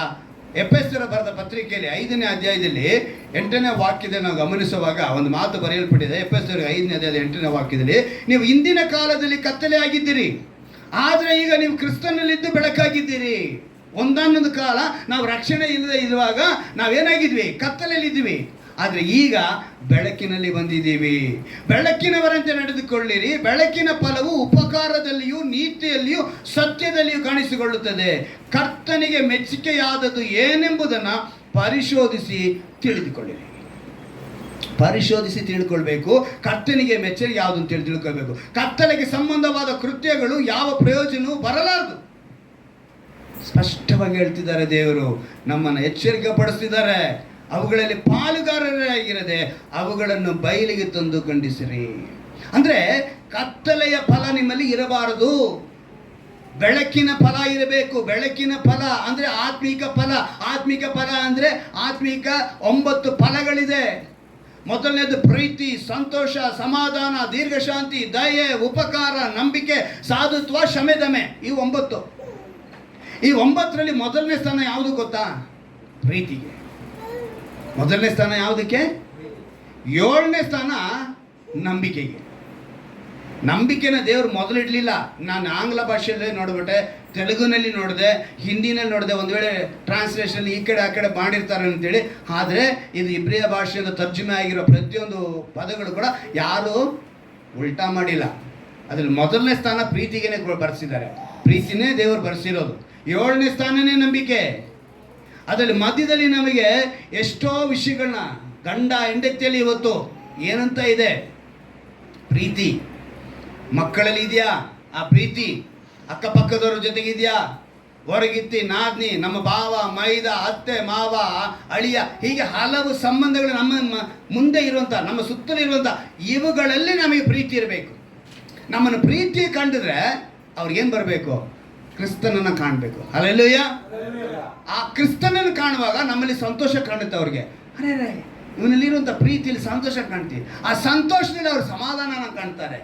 ಆ ಸಮಾಧಾನದಲ್ಲಿ ದೀರ್ಘ ಶಾಂತಿ ಅಂದರೆ ಇಂಗ್ಲೀಷ್ನಲ್ಲಿ ಲಾಂಗ್ ಸಫರಿಂಗ್. ಎಷ್ಟು ಕಷ್ಟ ಬಂದರೂ ಇವನೇನಾಗ್ತಿಲ್ಲ, ಎಡವಿ ಬೀಳ್ತಾ ಇಲ್ಲ. ಉಪಕಾರ, ಜಂಟ್ಲ್ಮೆನ್ ಅಂದರೆ ಎಲ್ರಿಗೂ ಒಳ್ಳೇದು ಮಾಡಬೇಕನ್ನೋ ನೆನಪು. 7ನೇದೇ ನಂಬಿಕೆ, ಫೇತ್. ಸಾಧುತ್ವ, ಶಮೆದಮೆ. ಈ ಸಾಧುತ್ವಗೆ ಜಂಟಲ್ನೆಸ್ ಅಂತಾರೆ, ಶಮೆದಮೆಗೆ ಸೆಲ್ಫ್ ಕಂಟ್ರೋಲ್ ಅಂತಾರೆ. ನಾವೇನು ಮಾಡೋದು? Self control. ನಮ್ಮನ್ನು ಕಂಟ್ರೋಲ್ ಮಾಡ್ಕೋಬೇಕು. ಇದು ನಾವು ತಿಳ್ಕೊಂಡ್ರೆ ಈ ಆತ್ಮಿಕ ಫಲಗಳೆಲ್ಲ ಬರುತ್ತೆ. ಈ ಆತ್ಮಿಕ ಫಲಗಳೆಲ್ಲ ನಮ್ಮಲ್ಲಿ ನೆರವೇರಬೇಕು ಅಂದರೆ ಸತ್ಯದಲ್ಲಿ ಒಂದು ಅದ್ಭುತವಾದ ಮಾತನ್ನು ಬರೆಸಿದ್ದಾರೆ ದೇವರು. ಕೊನೆಯದಾಗಿ ರೋಮಾಪುರದವರಿಗೆ 12ನೇ ಅಧ್ಯಾಯದ ತೆಗೆದುಕೊಳ್ಳೋಣ. ರೋಮಾಪುರದವರಿಗೆ 12ನೇ ಅಧ್ಯಾಯ. ಅದರಲ್ಲಿ ಈಗ ನಾವು ನೋಡಿದಂಥ ಈ ಆತ್ಮಿಕ ಫಲಗಳನ್ನ ನೆರವೇರಿಸುವುದಕ್ಕೆ ಒಂದು ದಾರಿನಲ್ಲಿ ಇಟ್ಟಿದ್ದಾರೆ ದೇವರು. ಹೇಳ್ತೀನಿ, ಚೆನ್ನಾಗಿ ತಿಳ್ಕೊಳ್ಳಿ. ಆ ಅಧ್ಯಾಯದಲ್ಲಿ 12ನೇ ಅಧ್ಯಾಯದಲ್ಲಿ, ರೋಮಾಪುರದವರಿಗೆ 12ನೇ ಅಧ್ಯಾಯ, ಅದ್ರಲ್ಲಿ ನಾನು ಓದ್ತೀನಿ, ಗಮನ ಇಟ್ಟು ಕೇಳಿ. 9ನೇ ವಾಕ್ಯ ಹೇಳ್ತೀನಿ. ನಿಮ್ಮ ಪ್ರೀತಿಯು ನಿಷ್ಕಪಟವಾಗಿರಲಿ. ಹೇಗಿರ್ಬೇಕಂತೆ? ನಿಷ್ಕಪಟ. ಕಳಂಕವಾಗಿರಬಾರ್ದು, ಅಶುದ್ಧವಾಗಿರಬಾರ್ದು. ನಮ್ಮ ಪ್ರೀತಿ ನಿಷ್ಕಪಟವಾಗಿರಲಿ. ಕೆಟ್ಟತನಕ್ಕೆ ಹೇಸಿಕೊಂಡು ಒಳ್ಳೆಯದನ್ನು ಬಿಗಿಯಾಗಿ ಹಿಡಿದುಕೊಳ್ಳಿರಿ. ಒಳ್ಳೆಯದನ್ನು ಗಟ್ಟಿಯಾಗಿ ಹಿಡ್ಕೊಳ್ಳಿ, ಕೆಟ್ಟದನ್ನು ಬಿಟ್ಟುಬಿಡಿ. ಕ್ರೈಸ್ತ ಸಹೋದರರು ಅಣ್ಣ ತಮ್ಮಂದಿರೆಂದು ಒಬ್ಬರನ್ನೊಬ್ಬರು ಪ್ರೀತಿಸಿರಿ. ಒಬ್ಬರನ್ನೊಬ್ಬರು ಪ್ರೀತಿ ಇರಬೇಕು. ಸಭೆಯಲ್ಲಿ ಒಬ್ರಿಗೊಬ್ಬರು ಪ್ರೀತಿ ಇರಬೇಕು. ಬಂದಿದ್ದ ತಕ್ಷಣ ಒಬ್ರಿಗೊಬ್ರು ಪ್ರೈಸ್ ಲಾರ್ಡ್ ಹೇಳ್ತಿರೋ ಇಲ್ಲೋ ನನಗೆ ಗೊತ್ತಿಲ್ಲ. ನನಗೆ ಹೇಳ್ತೀರಾ ಸಂತೋಷ. ಆದರೆ ನೀವು ಒಬ್ರಿಗೊಬ್ಬರು praise Lord brother, praise Lord sister ಅಂತ ಒಬ್ರಿಗೊಬ್ರು ಹೇಳ್ಕೊಳ್ತೀರಾ? ಗೊತ್ತಿಲ್ಲ. ಹೇಳ್ಕೊಳ್ತೀರಾ? ಎಲ್ಲ ಹೇಳ್ತೀರಾ? ಸಂತೋಷ. ಯಾಕಂತ ಹೇಳಿದ್ರೆ ಮಾನ ಮರ್ಯಾದೆಯನ್ನು ತೋರಿಸುವುದರಲ್ಲಿ, ಏನನ್ನೇ ಮಾನ ಮರ್ಯಾದೆ ತೋರಿಸುವುದರಲ್ಲಿ ಒಬ್ಬರಿಗಿಂತ ಒಬ್ಬರು ಮುಂದಾಗಿರ್ರಿ. ಇದರಲ್ಲಿ ಇರ್ರಿ, ಮಾನ ಮರ್ಯಾದೆ ತೋರಿಸೋದ್ರಲ್ಲಿ. ಬೇರೆ ಆಸ್ತಿ ಮಾಡೋದ್ರಲ್ಲ, ಬಟ್ಟೆ ಹಾಕೋದ್ರಲ್ಲ, ಐಶ್ವರ್ಯ ಸೇರಿಸೋದ್ರಲ್ಲ. ದೇವ್ರು ಏನಂತ ಹೇಳ್ತಿದ್ದಾರೆ? ಮಾನ ಮರ್ಯಾದೆ. ಇವತ್ತು ನಾವು ಹೆಂಗಿದ್ದೀವಿ? ಆ ರೀತಿ ಇಲ್ಲ. ಅದಕ್ಕೇನೆ ದೇವರು ನಮಗೆ ಎಚ್ಚರಿಕೆ ಪಡಿಸಿ ಹೇಳ್ತಿದ್ದಾರೆ, ಅದರಲ್ಲಿ ಮುಂದಾಗಿರಿ, ಜಾಗ್ರತೆ ಬೇಕಾದಲ್ಲಿ ಆಲಸ್ಯವಾಗಿರೋದು, ಆಸಕ್ತ ಚಿತ್ತರಾಗಿದ್ದು ಕರ್ತನೆ ಸೇವೆ ಮಾಡುವರಾಗಿರಿ, ಕ್ರೈಸ್ತರು ನಿರೀಕ್ಷಿಸುವ ಮಹಾಪದವಿಯನ್ನು ನೆನೆಸಿ ಉಲ್ಲಾಸವಾಗಿರ್ರಿ. ಮಹಾಪದವಿ ನಿತ್ಯ ಜೀವಕ್ಕಾಗಿ ಹೆಂಗಿರ್ಬೇಕಂತೆ? ಉಲ್ಲಾಸವಾಗಿರ್ಬೇಕು. ಉಲ್ಲಾಸವಾಗಿರ್ಬೇಕು ಅಂದ್ರೆ ಇಲ್ಲಿರುವಂತ ಉಪದ್ರವದಲ್ಲಿ, ಯಾವ್ದ್ರಲ್ಲಿ?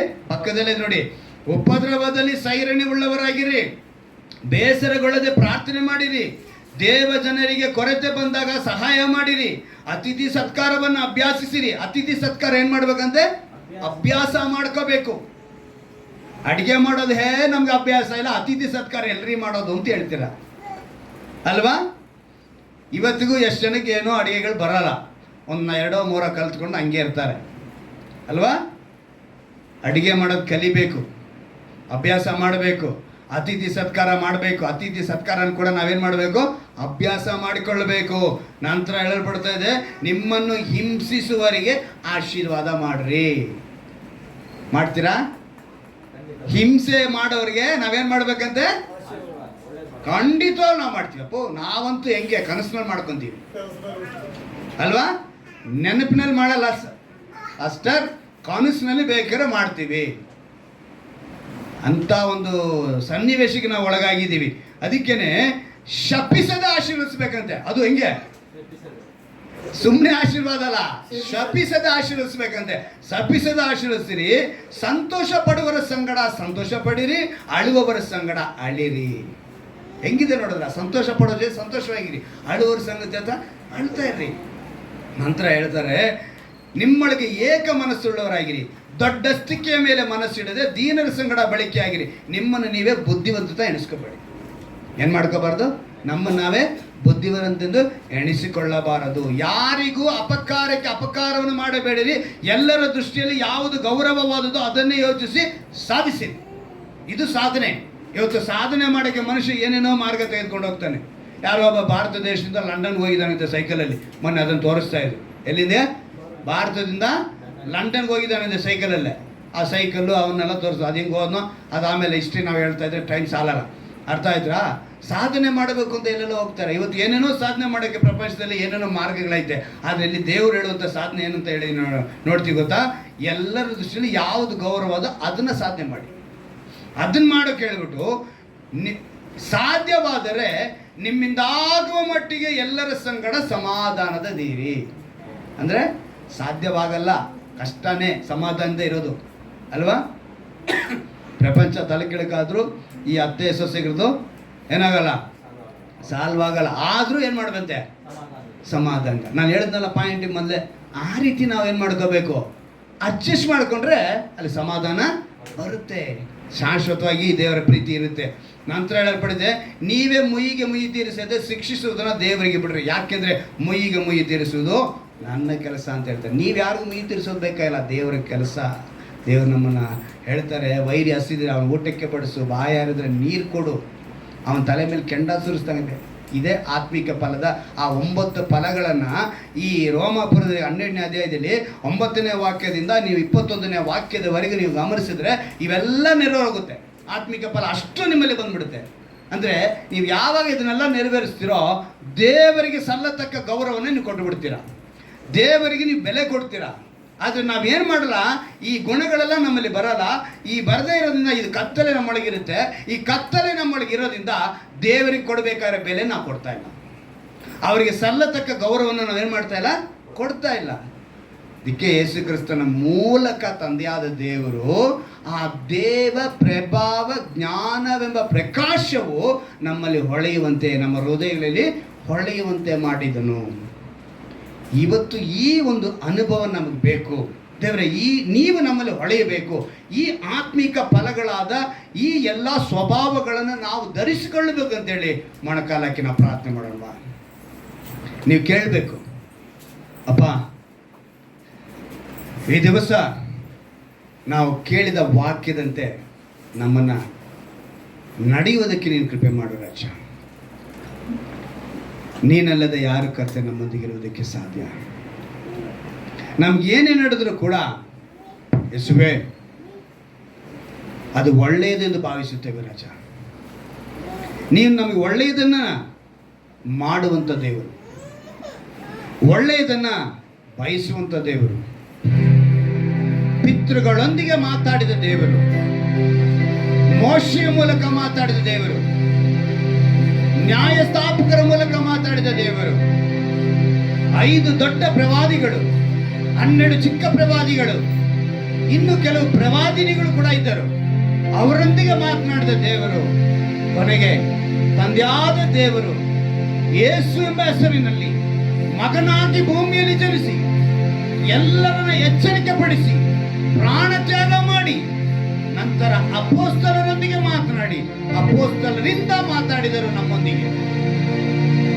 ಆದರೆ ಮನುಷ್ಯ ಬದಲಾಗದೇ ಇದ್ದಾನೆ, ಮಾನಸಾಂತರ ಹೊಂದದೇ ಇದ್ದಾನೆ, ಇನ್ನು ಕತ್ತಲೆಯನ್ನೇ ಬಯಸುವನಾಗಿದ್ದಾನೆ. ಎಚ್ಚರಿಕೆಯ ಮಾತುಗಳನ್ನು ಸ್ವೀಕರಿಸಿ ಆತ್ಮಿಕ ಫಲಗಳನ್ನು ಧರಿಸಿಕೊಳ್ಳಿ. ನೀವು ದೇವರನ್ನು ಅಂಗೀಕರಿಸಬೇಕು. ಆತ್ಮಿಕ ಫಲಗಳ ಸ್ವಭಾವಗಳು ಪ್ರೀತಿ, ಸಂತೋಷ, ಸಮಾಧಾನ, ದೀರ್ಘಶಾಂತಿ, ದಯೆ, ಉಪಕಾರ, ನಂಬಿಕೆ, ಸಾಧುತ್ವ, ಕ್ಷಮೆದಮೆ ಇವೆಲ್ಲವೂ ನೇರಬೇಕಾದ್ರೆ ನೀನು ಉಲ್ಲಾಸವಾಗಿರಬೇಕು. ಉಪದ್ರವದಲ್ಲಿ ಸೈರಣೆ ಉಳ್ಳವನಾಗಿರಬೇಕು. ಬೇಸರಗೊಳ್ಳದೆ ಪ್ರಾರ್ಥನೆ ಮಾಡುವನಾಗಿರಬೇಕು. ದೇವ ಜನರಿಗೆ ಕೊರತೆ ಬಂದಾಗ ಸಹಾಯ ಮಾಡುವನಾಗಿರಬೇಕು. ಹಿಂಸಿಸುವವರಿಗೆ ಆಶೀರ್ವಾದ ಮಾಡಬೇಕು, ಶಪಿಸದ ಆಶೀರ್ವಾದ ಮಾಡಬೇಕು. ಸಂತೋಷ ಪಡುವವರ ಸಂಗಡ ಸಂತೋಷ ಪಡಬೇಕು, ಅಳುವವರ ಸಂಗಡ ಅಳಬೇಕು. ಏಕ ಮನಸ್ಸುಳ್ಳವರಾಗಿರಬೇಕು. ದೊಡ್ಡಸ್ತಿಕೆ ಮೇಲೆ ಮನಸ್ಸಿಡದೆ ದೀನರ ಸಂಗಡ ಬಳಿಕೆಯಾಗಿರಬೇಕು. ನಮ್ಮನ್ನು ನಾವೇ ಬುದ್ಧಿವಂತರೆಂದು ಎಣಿಸಿಕೊಳ್ಳಬಾರದು. ನಮ್ಮ ಸಾಮರ್ಥ್ಯ, ನಮ್ಮ ಬಲ, ನಮ್ಮ ವಿದ್ಯೆ ಎಲ್ಲವೂ ಶೂನ್ಯ. ಅಪಕಾರಕ್ಕೆ ಅಪಕಾರವನ್ನು ಮಾಡಬಾರದು. ಎಲ್ಲರ ದೃಷ್ಟಿಯಲ್ಲಿ ಯಾವುದು ಗೌರವವಾದುದೋ ಅದನ್ನು ಸಾಧಿಸಬೇಕು. ಸಾಧ್ಯವಾದರೆ ಎಲ್ಲರೊಂದಿಗೆ ಸಮಾಧಾನದಿಂದಿರುವುದಕ್ಕೆ ಪ್ರಯತ್ನ ಪಡಬೇಕು. ಮೈಗೆ ಮೈ ತಿನ್ನಿಸುವುದು ಬೇಡ. ವೈರಿ ಹಸಿದರೆ ಊಟಕ್ಕೆ ಬಡಿಸೋಣ, ಬಾಯಾರಿದರೆ ನೀರು ಕೊಡೋಣ. ಕೆಟ್ಟತನಕ್ಕೆ ಸೋತು ಹೋಗದೆ ಒಳ್ಳೆತನದಿಂದ ಕೆಟ್ಟತನವನ್ನು ಸೋಲಿಸೋಣ. ಸಯ ಈ ಅನುಭವಗಳೆಲ್ಲ ನಮಗೆ ಕೊಡಪ್ಪ, ಈ ಸ್ವಭಾವಗಳು ನಮಗೆ ಕೊಡಪ್ಪ. ನಿನಗೆ ಸಲ್ಲತಕ್ಕ ಗೌರವ ನಮ್ಮ ಹೃದಯದಲ್ಲಿ ಹೊಳೆಯಬೇಕು. ನಿನ್ನ ಪ್ರಕಾಶವು ನಮ್ಮಲ್ಲಿ ಹೊಳೆಯಬೇಕು. ದೇವ ಪ್ರಭಾವ ಜ್ಞಾನವೆಂಬ ಪ್ರಕಾಶವು ನಮ್ಮ ಹೃದಯಗಳಲ್ಲಿ ಹೊಳೆದು ಎಂಬ ಮಾತು ನೆರವೇರಬೇಕಪ್ಪ ಎಂದು ಯಾರ್ಯಾರು ಒಪ್ಪಿಸಿಕೊಡುತ್ತಿದ್ದಾರೋ ಅವರೆಲ್ಲರಿಗೂ ಕೂಡ ಕೊಡ್ತಾನೆ. ಈ ವಾಕ್ಯದ ಆಶೀರ್ವಾದವು, ಈ ಆರಾಧನೆ ಆಶೀರ್ವಾದವು ಯೇಸುವಿನ ನಾಮದಲ್ಲಿ ಹೊಂಟಾಗೆಂದು ನಾವು ಪ್ರಾರ್ಥಿಸ್ತೇನೆ. ಎಲ್ಲರೂ ಕೂಡ ಕರ್ತಾನೆ, ಎಲ್ಲರೂ ಸಹ ಕರ್ತಾನೆ. ಈ ವಾಕ್ಯವನ್ನು ಕೇಳುವಂತ ಯಾರೇ ಆಗಿರಲಿ ರಾಜ, ಯಾವ ಸಮಯದಲ್ಲಿ ಯಾವ ಗಳಿಗೆಯಲ್ಲಿ ಕೇಳಿದರೂ ಕೂಡ ಈ ಒಂದು ವಾಕ್ಯದ ಆಶೀರ್ವಾದ ಬಿಡುಗಡೆ ಯೇಸು ಕ್ರಿಸ್ತನ ನಾಮದಲ್ಲಿ ಹೊಂಟಾಗೆಂದು ನಾವು ಪ್ರಾರ್ಥಿಸ್ತೇನೆ. ಈ ಕ್ಷಣದಲ್ಲೇ ಕರ್ತನೆ ಬಲಹೀನತೆ ನೀಗಬೇಕು. ಈ ಕ್ಷಣದಲ್ಲೇ ಕರ್ತನೆ ನಿನ್ನ ಒಂದು ಕೃಪೆಯನ್ನು ಇವರು ಹೊಂದಿಕೊಳ್ಳಬೇಕು. ನಿಮ್ಮ ನಾಮನ ಮಹಿಮೆಪಡಿಸಿಕೊಳ್ಳಿ. ನಾವೇನಾದರೂ ಕರ್ತನೆ ತಪ್ಪುಗಳನ್ನು ಮಾಡಿದರೆ ದಯವಿಟ್ಟು ಕ್ಷಮಿಸು ರಾಜ. ನಮ್ಮ ಕತ್ತಲೆಯ ಸ್ವಭಾವವನ್ನು ತೆಗೆದುಹಾಕಿ ಬೆಳಕಿನ ಫಲಗಳನ್ನ, ಬೆಳಕಿನ ಸ್ವಭಾವಗಳನ್ನ ಧರಿಸಿಕೊಳ್ಳುವಂತೆ ವಾಕ್ಯದಿಂದ ಎಚ್ಚರಿಕೆ ಪಡಿಸಿದೆಯಪ್ಪ ಯೆಸಯ್ಯ. ನಿನಗೆ ಕೋಟಿ ಕೋಟಿ ಸ್ತೋತ್ರವನ್ನು ಸಲ್ಲಿಸುತ್ತೇನೆ. ವಾಗ್ದಾನದಂತೆ ನಮ್ಮನ್ನ ನಿನ್ನ ಅಂಗೈಯಲ್ಲಿ ನಮ್ಮನ್ನು ಚಿತ್ರಿಸಿ ನಮ್ಮ ಇಕ್ಕಟ್ಟು ಸಮಸ್ಯೆ ಪೌಳಿ ಗೋಡೆಗಳನ್ನ ನಿನ್ನ ಕಣ್ಣೆದುರಿನಲ್ಲಿಟ್ಟು ನಮ್ಮನ್ನ ಈ ವಾಕ್ಯದಿಂದ ಬಲಪಡಿಸಿ ನಾವನ್ನು ಮಹಿಮೆಪಡಿಸಿಕೊಳ್ಳುತ್ತಿರುವುದಕ್ಕಾಗಿ ಸ್ತೋತ್ರ. ನೀನು ನಮಗೆ ಸಹಾಯಕನಾಗಿರುವುದಕ್ಕಾಗಿ ಸ್ತೋತ್ರ. ನೀನು ನಮ್ಮ ರಕ್ಷಕನಾಗಿರುವುದಕ್ಕಾಗಿ ಸ್ತೋತ್ರ. ನೀನು ನಮ್ಮ ವಿಮೋಚಕನಾಗಿರುವುದಕ್ಕಾಗಿ ಸ್ತೋತ್ರ. ನೀನು ನಮ್ಮ ಬಿಡುಗಡೆ ನಾಯಕನಾಗಿರುವುದಕ್ಕಾಗಿ ಸ್ತೋತ್ರ. ರಾಜ ಬಿಡದ ನಿನ್ನ ಕೃಪೆಯನ್ನು ತುಂಬಿಸುತ್ತದೆ. ಎಲ್ಲರೊಂದಿಗೆ ಶಾಂತಿ ಸಮಾಧಾನವಾಗಿರುವಂತೆ ಇವರನ್ನ ಶಾಂತಿ ಸಮಾಧಾನದ ಆಳ್ವಿಕೆ ಮಾಡುವಂತೆ ಕೃಪೆ ಮಾಡು. ಆರೋಗ್ಯ ದಯಪಾಲಿಸಿ, ಕೈಯಿನ ಪ್ರಯಾಸಗಳನ್ನ ಆಶೀರ್ವದಿಸಿ. ನಾವು ಏನಾದರೂ ಕರ್ತನೆ ತಪ್ಪಾಗಿ ಬೇಡಿದರೆ ದಯವಿಟ್ಟು ನಮ್ಮನ್ನು ಕ್ಷಮಿಸು ಕರ್ತನೆ.